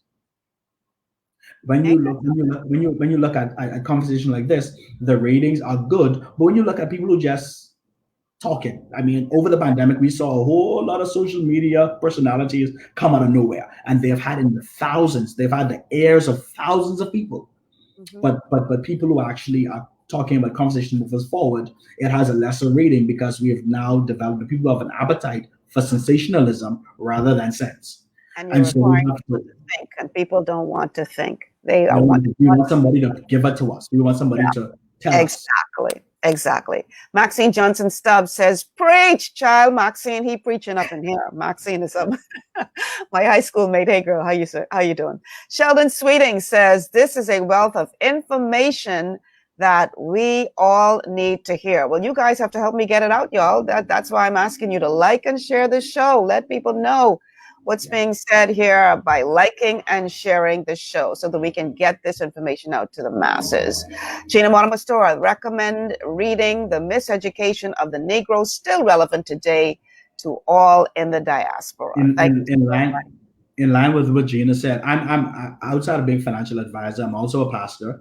And so it may sound a bit taboo for me to be quoting Bob Marley, but the truth is still relevant. We have to emancipate ourselves from mental slavery. And the next line says, only us can change our minds. Only us can free our minds. We have to understand that, and see, those in leadership are only a microcosm of who we are. And so if you want to see the change in who we are, we can't go to the bottom of the bucket. We have to actually make a clear decision on who we are going to put there, because who we put there, because we could say we want to say all that we want, but we live in the kind of society where 39 men and women create legislation for where we're going next. And so while we still have that kind of system in place, we have to make sure that the 39 that we send there actually have forward thinking. And I know you did. And the reason why we have to always recalibrate and rethink is because we have persons who are making decisions who are still basing ideas and basing their beliefs and making decisions based on the grades that they got in 1969. A totally different world, a totally different outlook, a totally different system of thinking. That's why you have to infuse the new with the old so that we can go forward. When they went to the promised land, they carried Joshua and they carried Caleb. Caleb was of Moses' generation, meaning that he was much older. But because he had a different spirit, a different attitude, a different mindset, he was able to go into the promised land. Joshua and Caleb had to walk together. And that is how we are going to have to progress our nation. New thoughts and the wisdom of those who've been here before is going to help us to go to where we need to go. Oh, man. This is just some serious nuts you unpacking today. Gino, thank you so much. Gina Mortimer Store says, if we're being honest, we need to re-examine our relationships with religion. As a former social worker, I cannot tell you how many, I don't know what that's supposed to be, how many something I've seen literally suffering in the name of God at the encouragement of wealthy church vipers, I mean leaders. Okay, so let's touch on it. No, I'm glad she brought it up. And unfortunately, she only gave us 5 minutes to touch on it. But you are in an ideal position to answer that because not only are you a financial advisor, but you're a pastor. Let's talk about the role of religion in this conversation. What are your thoughts on that? And you only got like 2 minutes to answer the question. Gotcha. You gotta wrap the show. All right. If we deal with the role of religion, we have to actually go back to preaching truth. Preaching truth in terms of letting people understand. And I came out of the Baptist church where one of the parts of our doctrine is the priesthood of believers, where we have to get us to understand that as priesthood, everybody has a right to God. Everybody has a right to pray. Everybody has a right to get this information. When we empower our people to search for the truth in the Word of God for themselves, when we empower them to have relationship with God for themselves, when we don't create more I'm sad to say we have a number of places of religion that have now become major places of slavery because we're not empowering persons to think for themselves. We find ourselves in this kind of place. Religion has never been the answer. I've learned this also from Dr. Miles. It's when we teach kingdom, when we teach that everybody is a king priest, meaning that you have the ability to make decisions as a king in the earth, but also as a priest where you can pray and have a relationship with God. When we teach our people that is the route that we as believers take, then we can find ourselves in a place where our people are not led around like sheep without any understanding of their own. As pastors and preachers, we must now teach the truth of the gospel, teach the truth that we learned in the book of Proverbs about wisdom, about how to handle finances, about how to cast our bread on waters, and not many days from here, it will come back to us how that there are to be 7 or 8 ways that we invest because we don't know which one of them will produce. And so it teaches about diversity. It teaches about diversification. A lot of the economic principles that we are teaching today actually have their birthplace in the Bible. A lot of the philosophies that we're teaching, they have their birthplace in the Bible. And so what we have to do as religion, as persons of religion or persons who are in the church is teach people to study the word of God, to study, to show themselves approved unto God.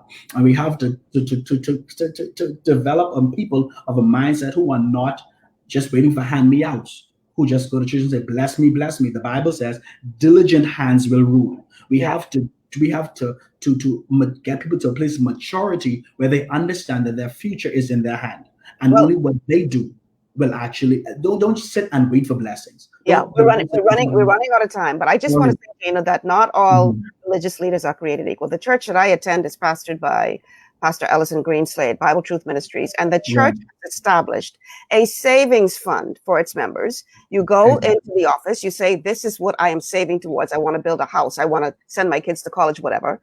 They have pooled all of that money together in a fund that is earning interest that you are paid at the end of the year if you choose to receive your interest.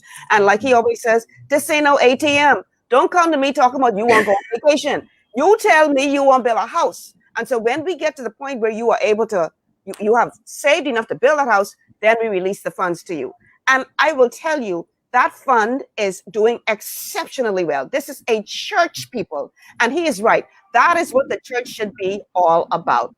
We only got 1 minute left. So quickly tell those who are interested and perhaps getting you to work with them and their finances, where can they reach you real quick? All right. I'm so glad you asked. They can reach out to me at Druber Solutions, www.drubersolutions, DREWBERSOLUTIONS.com. That's drubersolutions.com. You can reach us at info@drubersolutions.com or Dino, DENO, at drubersolutions.com. Our number is 427-8025. 427-8025 is how they can reach me through Druber, and we'll be glad to help. My personal cell is 803-7116, 803-7116. We'll be glad to set up an appointment and just share with you. We just wanted to let you know that, first appointments are free. You just come in, talk to us, we do an assessment, find out where you are, and then we can definitely help you out. I'm glad to help. I think you're on mute. Maybe. I was muted. Thank you. Well, listen, we're out of time. Thank you so much, Dino, for being here and sharing this wealth of information today. I don't know where the sun went. I'm using natural light, and it was a bright sunny day, and all of a sudden the sky went dark. So anyway, show is over. So thank you, Dino, for the information. Thank you to all of you who watched or listened. Like and share the show, get the word out. Thank you to our sponsors for making this possible, and a big thanks to Glory 93.9 FM for welcoming us onto the air. So tomorrow, it's TGI Friday. We're going to talk about the week that was. It's going to be open line, y'all. So I'm going to expect to get your calls, texts, and messages as we talk about hot topics in the Bahamas. I'm Michelle Malcolm. Thanks so much for joining me this afternoon. Have a great day, everyone. Thank you so much.